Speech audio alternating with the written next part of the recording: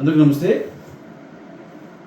నిన్నటి రోజున కావలి మాజీ శాసనసభ్యులు రామిరెడ్డి ప్రతాప్ కుమార్ రెడ్డి గారు ఒక ప్రెస్ మీట్లో మాట్లాడుతూ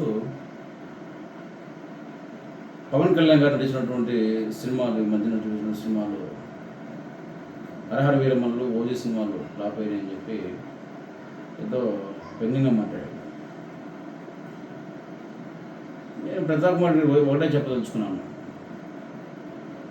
ప్రతాప్ కుమార్ రెడ్డి గారు, ఇంకా మీరు ఈ సినిమా టికెట్లు, సినిమాలు వీటి గురించి మాట్లాడి ఎందుకు మీ స్థాయిని మీరు తగ్గించుకుంటారు?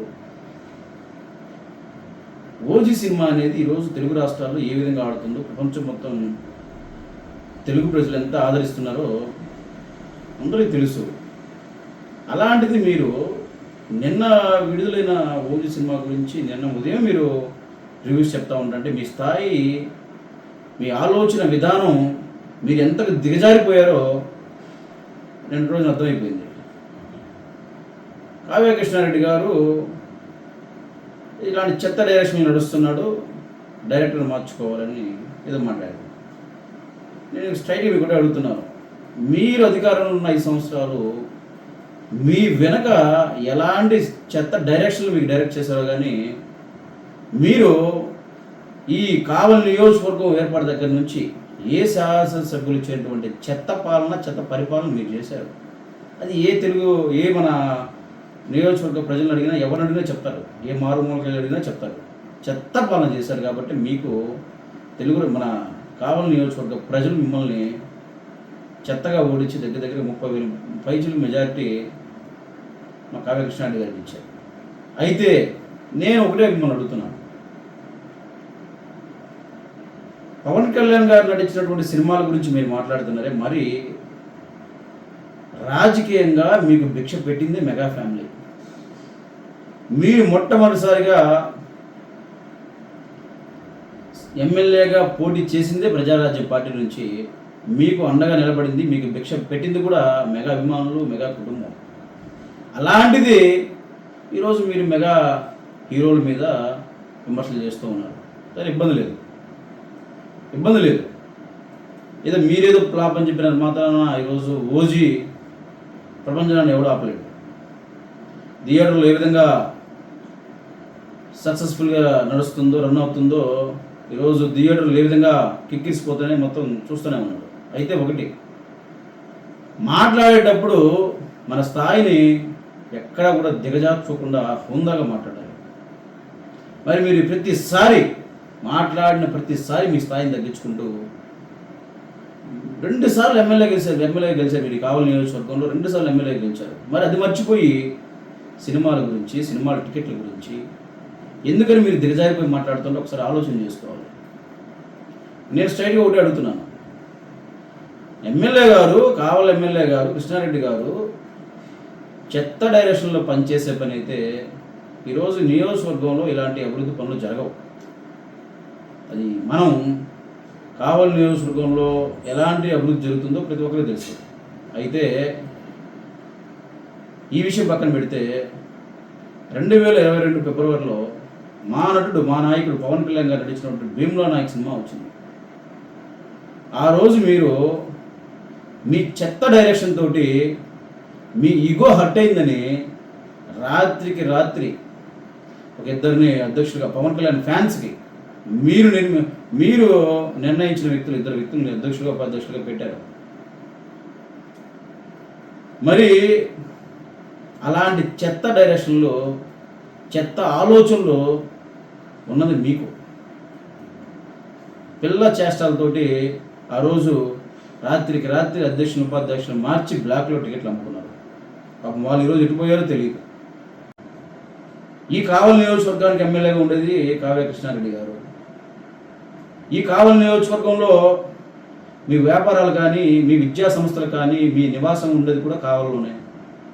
ఏ రోజైనా ఈ 15 నెలల్లో ఎమ్మెల్యే గారు మీ వ్యాపారాల మీద కానీ, మీ నివాసాల మీద కానీ డ్రోన్స్ పంపించేటటువంటి ఆలోచన చేశారా?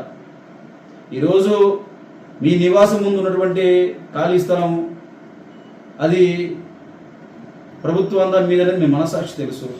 మీ కాలేజీ స్కూల్ పక్కన ఉన్న ఆ చుట్టూ ప్రాంగణంలో ఉన్నటువంటి స్థలాలు కూడా కొన్ని ప్రభుత్వాన్ని ఉన్నాయా లేవనేది మీ మనస్సాక్షికి తెలుసు. ఈరోజు మీ కళ్యాణ మండపానికి పార్కింగ్ ఉందా లేదని మీ మనస్సాక్షికి తెలుసు. కానీ వీటన్నిటి మీద ఏ రోజైనా ఎమ్మెల్యే గారు చర్యలు చేపట్టారా? డ్రోన్స్ ఎగరేశారా? ఈరోజు ఎలాంటి అనుమతులు లేకుండా నివాసాల మీద వ్యాపారాల మీద డ్రోన్స్ ఎగరేసేటటువంటి చట్టం మన రాష్ట్రంలో ఉందా, దేశంలో ఉందా? ఎక్కడో పక్క నియోజకవర్గం, ఆ నియోజకవర్గంలో ఎక్కడో 25 ఏళ్ళ నుంచి వ్యాపారం చేసుకున్నటువంటి మా ఎమ్మెల్యే గారు వ్యాపారం చేస్తున్నారు. మీరు గవర్నమెంట్ ఉన్నప్పుడు ఒకసారి ఇబ్బంది పెట్టారు. మీ గవర్నమెంట్లో నిజాయితీగా మళ్ళీ అనుమతులు తెచ్చుకొని మళ్ళా ఆ వ్యాపారాన్ని రన్ చేశారు. ఇప్పుడు అసలు ఆ వ్యాపారంతో మీకేం పని? ఆ వ్యాపారంతో మీకేం సంబంధం? ఆ వ్యాపారానికి సంబంధించినటువంటి విజువల్స్ కావాలంటే గతంలోనే మీరు ఎలక్షన్ ఉన్నప్పుడే పోయి తీసుకున్నారు కదా, విజువల్స్ అన్నీ కూడా తీసుకున్నారు కదా. కేవలం అక్కడ కొంతమంది అమాయక దళిత యువకుల్ని మీరు బలి చేయాలన్న ఆలోచనతో ఆ రోజు ఒక 4 యువకులు మీరు అక్కడ పంపి వాళ్ళ జీవితాలని మీరు నాశనం చేశారని చెప్పి సందర్భంగా నేను తెలియజేస్తా ఉన్నాను. ఎలాంటి పర్మిషన్ లేకుండా డ్రోన్స్ మనం ఎలా ఎగరేస్తామని మినిమం ఆలోచన కూడా మీకు లేకుండా అమాయక యువకులను మీరు అక్కడ పంపి వాళ్ళ జీవితాలను మీరు నాశనం చేశారనే దాంట్లో ఎక్కడ ఎలాంటి ఆలోచన లేదు. ఈరోజు వాళ్ళ కుటుంబాల పరిస్థితి ఏంటి? ఆ యువకుల కుటుంబాల పరిస్థితి ఏంటి? ఏమి మీ ఇంట్లో ఉన్నటువంటి మీ కుటుంబీకులను ఏమైనా పంపొచ్చు కదా, లేదా మీరు వెళ్ళొచ్చు కదా అదే ప్లేస్కి. ఈరోజు వాళ్ళకి ఆ 4 చెత్త డైరెక్షన్ ఇచ్చింది ఎవరు? ఫోన్లో ఆ 4 యువకుల్ని చెత్త డైరెక్షన్లో నడిపింది ఎవరు? మీరు కాదా? మీకు సంబంధం లేదా? ఒకసారి ఆత్మ పరిశీలన చేసుకుని ప్రతాప్ రెడ్డి గారు, నేను అవినీతి అక్రమాలు చేశాను, పక్క నాయకుడు నిజాయితీగా ఏ అధికారి దగ్గర కానీ, ఏ వర్క్లో కానీ, ఏ డిపార్ట్మెంట్ దగ్గర కానీ ₹1 కమిషన్ అడగట్లేదు, నిజాయితీగా ఒక కావలి నియోజకవర్గ శాసనసభ్యులుగా నిజాయితీగా కావ్య కృష్ణారెడ్డి గారు పనిచేస్తున్నారు. నేను గతంలో అన్ని అవినీతి అక్రమాలు కమిషన్ల భారం పెట్టాను కదా, ఈరోజు కృష్ణారెడ్డి గారికి అటువంటి పేరు రాకూడదని చెప్పి ఏదో ఒక అవినీతి బురద అతని మీద చల్లాలని చెప్పినటువంటి చేసినటువంటి కుట్రలో చర్యే ఈరోజు అన్నవరం క్వారీలో మీరు పంపించినటువంటి డ్రోన్స్. ఏమైంది? మీ చెత్త డైరెక్షన్ అట్రప్లాప్ అయింది కనుకే దొంగలు దొరికారు, దాని తగ్గట్టు శిక్షలు అనుభవిస్తారు. ఒకటే ఆలోచన, నియోజకవర్గ ప్రజలు కూడా ఒకటే ఆలోచన చేయాలి. మన వ్యాపారంలోకి, మన నివాసాల్లోకి ఎలాంటి పర్మిషన్ లేకుండా డ్రోన్స్ ఎగరేయచ్చా, ఎగరేయకూడదా? నిజంగా విజువల్సే కావాలనుకుంటే నేను ఎంతోమంది యువకులు అక్కడికి వెళ్ళి వీడియోస్ తీసుకుంటున్నారు, ఫొటోస్ తీసుకుంటున్నారు. ఎక్కడ ఏమి ఇబ్బంది లేదు. చట్టపరంగా డ్రోన్స్ ఎగరేయడం అనేది చట్ట విరుద్ధం. అది మీరు చేసినటువంటి కుట్రే కాబట్టి ఆ కుట్రలో భాగంగానే మీ మీద కేసులు కానీ, మిమ్మల్ని అరెస్ట్ చేయడం కానీ ఇవన్నీ కూడా జరుగుతున్నాయని చెప్పి సందర్భంగా తెలియజేస్తూ ఉన్నాను. అలాగే మరొకసారి మా అభిమాన నాయకుడు పవన్ కళ్యాణ్ గారి గురించి, మీ చెత్త